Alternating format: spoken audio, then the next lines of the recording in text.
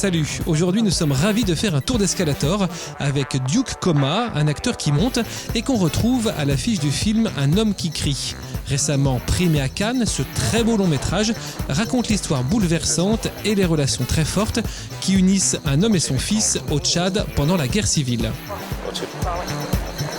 Alors Duke, on se fait une petite descente et une Très petite bien. montée. Je crois que j'ai pas beaucoup de fil. Alors, donc tu joues dans le film de Mohamed Saleh Haroun, Un homme qui crie. Ouais. Un film très beau, très poignant, une histoire entre un père et son fils dans un contexte de guerre civile.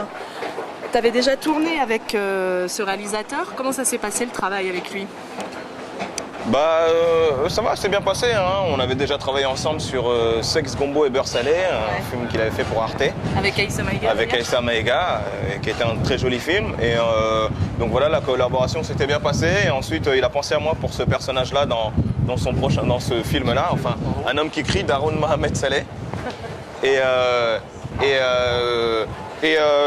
puis non, ça s'est assez bien passé. Hein. Après, l'idée, c'était de s'imprégner, se mettre dans l'atmosphère tchadienne, quoi, qui est un environnement complètement différent de la France, parce que il est vrai que le contexte, on le connaît un petit peu, et quand on est là-bas dans la ville, et on a des militaires qui sont constamment là, et c'est complètement différent.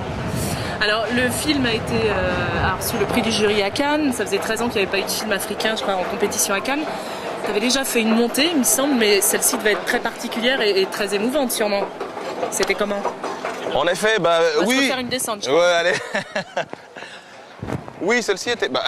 c'était très bien, c'était vachement fort, parce que déjà, c'était un événement, parce que comme tu me dis, tu vois, ça faisait 13 ans qu'il n'y avait pas eu de film africain. En plus, pour le coup, on a eu le prix, donc c'était vraiment un événement. Et de fierté et tout plein de choses. Et puis bon, on était, voilà, il y avait Haroun, il y avait toute l'équipe des acteurs, Ouais, donc c'était des moments qui étaient super forts, quoi. C'est ça y est, elle est sous de moi. C'est gentil, ça. Non, c'est vrai. Non. Alors, tu es un homme très occupé, je crois. J'ai vu d'ailleurs que tu participais aussi, tu n'étais pas seulement en tant que comédien dans certains films, tu travailles aussi sur l'écriture de scénarios. Tu as retourné cet été. Tu as l'air d'être pas mal pris, en fait. Qu'est-ce que tu fais en ce moment? C'est quoi tes projets? Alors oui, là je suis sur l'écriture d'un long métrage avec un autre associé scénariste. Avec lui on avait déjà travaillé sur La Cité Rose. Et là c'est Heartbeat. Et sinon je prépare le tournage en fait d'un jeune réalisateur qui s'appelle Jimmy Laporal Trésor. Et le titre c'est quoi? Écrit aussi, non? Oui, c'était avec un des auteurs aussi du long métrage. Et là, c'est quoi? Ça s'appelle Mémoire d'A, et c'est l'histoire d'un jeune courtier qui voit sa vie basculer le jour où il découvre le journal intime d'une femme qu'il découvre qu'il rencontre que dans ses rêves. Et voilà, et tout d'un coup ça bascule dans un sorte de no man's land où rêve et réalité se mélangent. Donc tu as plusieurs casquettes. C'est sympa, quoi. Après plusieurs, oui, enfin la casquette juste d'acteur et puis bon de scénariste un peu, parce que c'est une passion, quoi, c'est quelque chose que j'aime bien.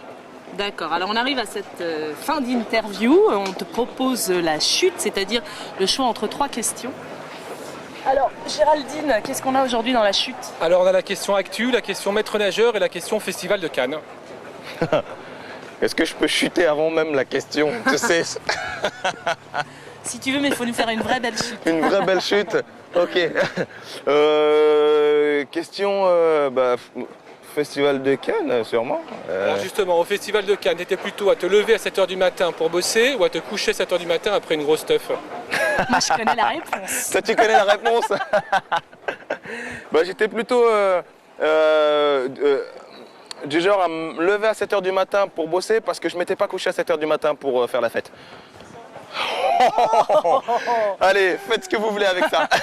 Merci beaucoup Duke d'avoir accepté l'interview.